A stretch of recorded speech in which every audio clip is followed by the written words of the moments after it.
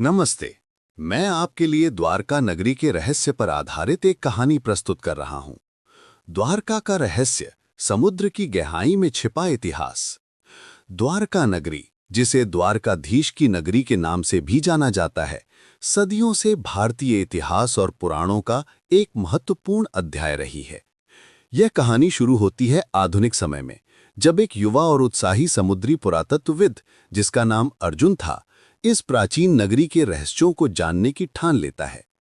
अर्जुन हमेशा से ये मानता था कि भगवान कृष्ण द्वारा बसाई गई असली द्वारका नगरी केवल मिथक नहीं, बल्कि एक हकीकत है जो गुजरात के तट के पास अरब सागर की गहराइयों में कहीं दबी हुई है। वह अपने साथ एक अनुभवी गोताखोर टीम और सबसे उन्नत सोनार उपकरण लेकर गुजरात के पश्चिमी तट पर पहुंचा। पहले कुछ हफ्तों की खोज निराशाजनक रही। टीम को केवल कुछ आधुनिक जहाज़ों के अवशेष और समुद्री तल की सामान्य चट्टानें मिली। लेकिन अर्जुन हार मानने वालों में से नहीं था। एक तूफानी रात के बाद जब समुद्र थोड़ा शांत हुआ, अर्जुन ने सोनार का एक नया पैटर्न देखा। ये प्राकृतिक नहीं लग रहा था, ये किसी मानव निर्मित संरचना का संकेत था। अगले दिन सूर्य की पहली किरण के साथ अर्जुन अपनी टीम के साथ उस स्थान पर गोता लगाने के लिए तैयार था। जैसे ही वे पानी में गहराई तक उतरे, उनकी टॉर्च की रोशनी में एक अविश्वसनीय दृश्य प्रकट हुआ। वहां समुद्री घास और रेत के नीचे एक प्राचीन शहर के अवशेष थे। विशाल पत्थर की दीवारें जिन पर काई जमी हुई थीं, चौड़ी सड़कें जो सीधी रेखा में बनी हुई थीं, जो उस युग के लिए असामान्य थीं, ज्यामितीय आकार की संरचनाएं जो किसी महल या सार्वजनिक भवन का हिस्सा लगती थीं। ये नगरी किसी भी सामान्य प्राचीन बंदरगाह से कहीं अधिक व्यवस्थित और भव्य थी।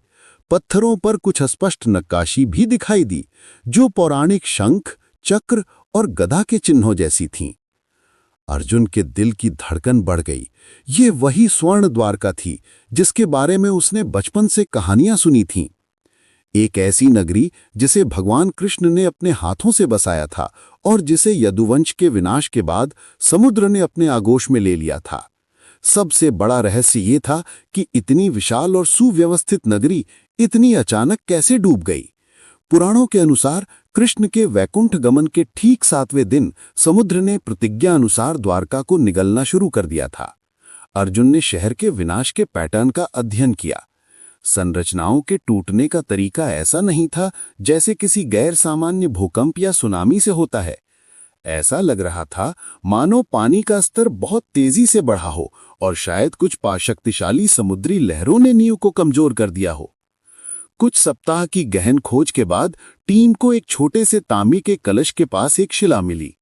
उस शिला पर प्राचीन संस्कृत में कुछ खुदा हुआ था। अर्जुन ने कठिनाई से उन शब्दों का अनुवाद किया। हे आने वाली पीढ़ी के यात्री, यह वह स्थान है जहां द्वारकाधीश ने अपने अंतिम क्षण बिताए थे। जब धर्म का समय पूरा हुआ तो सागर देव ने अपने मित्र वासुदेव की नगरी को सम्मानपूर्वक अपने भीतर समा लिया ताकि इसे कलयुग के विनाश से बचाया जा सके। यह नगरी पुनः तब उभरेगी जब धर्म अपने चरम पर होगा। ये संदेश पढ़कर अर्जुन भावुक हो गया। ये केवल पुरातत्व का काम नहीं था, ये श्रद्धा और इतिहास का मिलन था। द्वारका का रहस्य ये नहीं था कि ये डूबी कैसे, बल्कि ये था कि इसे डुबोया क्यों गया।